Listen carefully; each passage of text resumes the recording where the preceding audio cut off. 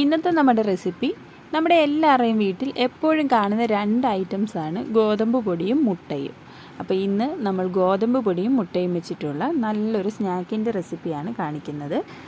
അപ്പോൾ ഇതെങ്ങനെയാണ് തയ്യാറാക്കുന്നതെന്ന് നോക്കാം. അതിനായിട്ടൊരു ബൗളിലേക്ക് 1 കപ്പ് ഗോതമ്പ് പൊടി ചേർത്ത് കൊടുക്കുക. അതിലേക്ക് ഇനി ഒരു മുട്ടയൊന്ന് പൊട്ടിച്ചൊഴിക്കുക. ഇനി നമുക്കതിലേക്ക് ആവശ്യത്തിനുള്ള ഉപ്പ് ചേർത്ത് കൊടുക്കുക. എന്നിട്ട് 1 ടേബിൾ സ്പൂൺ അളവിൽ മാത്രം വെളിച്ചെണ്ണ ചേർത്ത് കൊടുക്കുക. വെളിച്ചെണ്ണയ്ക്ക് പകരം നെയ്യ് ഉണ്ടെങ്കിൽ അത് 1 ടേബിൾ സ്പൂൺ ചേർത്ത് കൊടുത്താൽ മതി. ഇനി ഇതിലേക്ക് 1 ടേബിൾ സ്പൂൺ അളവിൽ മാത്രം പഞ്ചസാര ചേർത്ത് കൊടുക്കുക. ഓവറായിട്ട് പഞ്ചസാര ചേർത്ത് കൊടുക്കേണ്ട, 1 ടേബിൾ സ്പൂൺ മതിയാകും. ഇനി ഇതെല്ലാം കൂടി നല്ലതുപോലെ ഒന്ന് മിക്സ് ചെയ്തെടുക്കുക. നല്ലതുപോലെ ഒന്ന് മിക്സ് ചെയ്തെടുത്ത ശേഷം നമുക്കിത് കൈകൊണ്ട് നല്ലതുപോലെ ഒന്ന് കുഴച്ചെടുക്കാം. ഞാൻ ഇനിയിപ്പോൾ ഇതിലേക്ക് വേറെ വെള്ളമൊന്നും ചേർത്ത് കൊടുക്കുന്നില്ല. ആ മുട്ടയുടെ ഒരു വെള്ളമയം ഉണ്ടല്ലോ, അത് തന്നെ മതിയാകും. ഇനി അഥവാ നിങ്ങൾ എടുക്കുന്ന മുട്ടയുടെ വലുപ്പത്തിനനുസരിച്ച് ചിലപ്പോൾ വെള്ളത്തിൻ്റെ അളവിന് വ്യത്യാസം വന്നേക്കാം. അപ്പോൾ കുറച്ച് വെള്ളം കൂടി വേണമെന്നുണ്ടെങ്കിൽ മാത്രം ഒഴിച്ചു കൊടുത്ത് ഈ ഒരു പരുവത്തിനൊന്ന് കുഴച്ചെടുത്താൽ മതി. ഇനി ഇത് റെസ്റ്റ് ചെയ്യാൻ വെക്കേണ്ട ആവശ്യമില്ല. ഇനി ഒരു ചപ്പാത്തി പലകയിലേക്ക് കുറച്ച് എണ്ണ ഇതുപോലൊന്ന് എല്ലാ ഭാഗത്തും തൂത്ത് കൊടുക്കുക. എന്നിട്ട് നമ്മൾ തയ്യാറാക്കി വെച്ചിരിക്കുന്ന മാവ് ഇതിലേക്ക് വെച്ച് കൊടുത്ത് ഇതുപോലൊന്ന് പരത്തിയെടുക്കുക. ഇതുപോലൊന്ന് പരത്തിയെടുത്ത ശേഷം ഞാൻ കുറച്ച് കറുത്ത എള്ളോടി ഇതുപോലൊന്ന് മുകളിലോട്ട് ഇട്ട് കൊടുക്കുന്നുണ്ട്.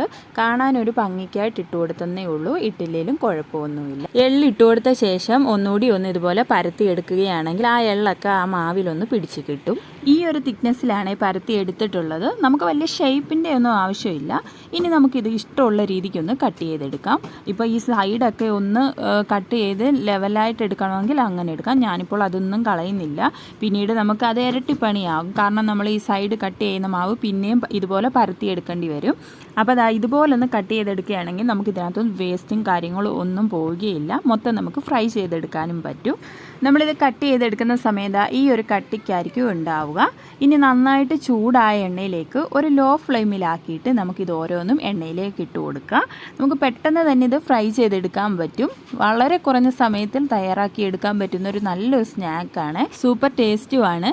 അപ്പോൾ കുട്ടികളൊക്കെ സ്കൂളിൽ വിട്ട് വരുന്ന സമയത്ത് ഒരു 5 മിനിറ്റ് കൊണ്ട് തന്നെ നമുക്ക് അവർക്ക് റെഡിയാക്കി കൊടുക്കാൻ പറ്റുന്ന നല്ലൊരു സ്നാക്കാണ്. 5 മിനിറ്റ് പോലും ആകില്ല, അതിന് മുന്നേ തന്നെ ഇതുപോലൊന്ന് പൊങ്ങി വരും. അപ്പം നമുക്ക് ഇതുപോലൊന്ന് തിരിച്ചിട്ട് മറ്റേ സൈഡുകൂടി ഒന്ന് വേവിച്ചെടുക്കാം.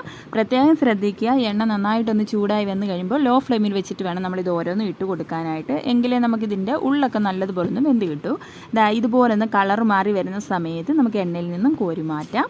അപ്പോൾ ഇതുപോലെ ബാക്കിയും കൂടി ഒന്ന് ഫ്രൈ ചെയ്തെടുക്കുക. ഇപ്പോൾ എല്ലാം ഞാനൊന്ന് ഫ്രൈ ചെയ്തെടുത്തിട്ടുണ്ട്. വളരെ സിമ്പിളായിട്ട് തയ്യാറാക്കി എടുക്കാൻ പറ്റുന്ന ടേസ്റ്റി ആയിട്ടുള്ളൊരു സ്നാക്കാണ്. അപ്പോൾ കുട്ടികൾക്കൊക്കെ ഒരുപാട് ഇഷ്ടപ്പെടുകയും ചെയ്യും. അപ്പോൾ ഇതുപോലെ ഗോതമ്പ് പൊടിയും മുട്ടയൊക്കെ ഒരു തവണയെങ്കിലും ഇതുപോലൊന്ന് ട്രൈ ചെയ്ത് നോക്കുക. ഇന്നത്തെ വീഡിയോ ഇഷ്ടമായിട്ടുണ്ടെങ്കിൽ ലൈക്ക് ചെയ്യുക. കൂടെ നമ്മുടെ ഈ ചാനൽ ഇതുവരെയും സബ്സ്ക്രൈബ് ചെയ്യാത്തവരുണ്ടെങ്കിൽ പ്ലീസ് ഒന്ന് സബ്സ്ക്രൈബ് ചെയ്തൊന്ന് സപ്പോർട്ട് കൂടി ചെയ്യുക. അപ്പോൾ നല്ലൊരു റെസിപ്പിയുമായി നമുക്ക് വീണ്ടും കാണാം. താങ്ക്